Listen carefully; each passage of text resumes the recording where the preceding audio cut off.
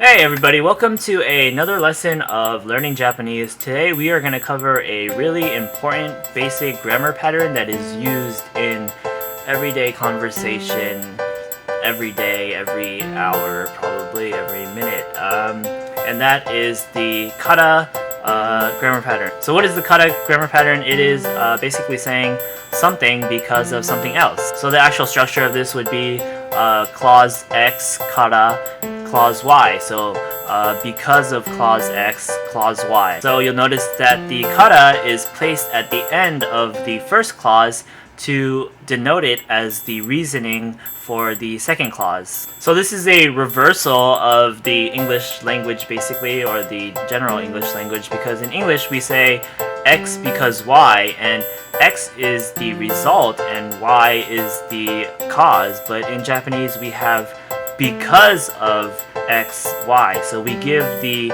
cause before the result. And in the sense, if you want to be roundabout about it, you can technically reverse it again to make it more familiar to English. So you can put the clause Y as its own standalone sentence, and then in a separate sentence right after that you can say clause X kata. So that would just be saying this happened, then right after that you say because of this. And it's not like you'll be cheating when you do use it this way, because it actually is used this way in the Japanese language at times, so much so that there's an implication to it.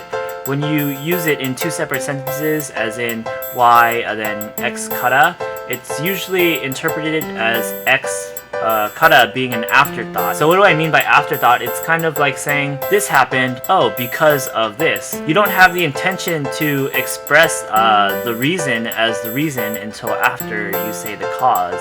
The reason just kind of comes to you as an afterthought, and you're saying, oh, it's because of that, not so much as, oh, this happened exactly because of that. You don't have that display of confidence in your statement as much if you used it in one sentence together with both clauses. Okay, that was kind of a mouthful, so we'll just move on to the example sentence now, and hopefully it'll be more intuitive like always. So for our example sentence, we have Watashi no koンピュータが壊れたから今夜ゲームをするできない. So for our example sentence, we have 私のコンピュータが壊れたから今夜ゲームをすることができません. So in English, we're going to translate this, and of course, as I mentioned, we're going to flip it around, so the sentence will basically be backwards in halves.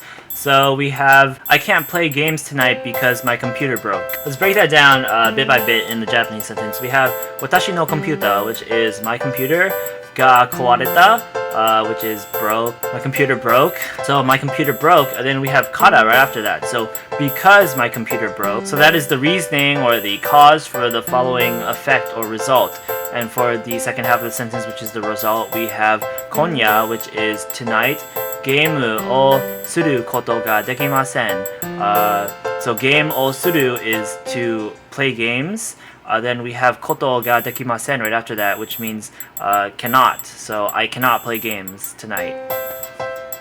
So all together we have I cannot play games tonight because my computer broke. So yeah, as I explained earlier, we see that the first half of the sentence, before everything before the particle kata, is the reasoning for the effect, which is just everything after kata, which is yeah.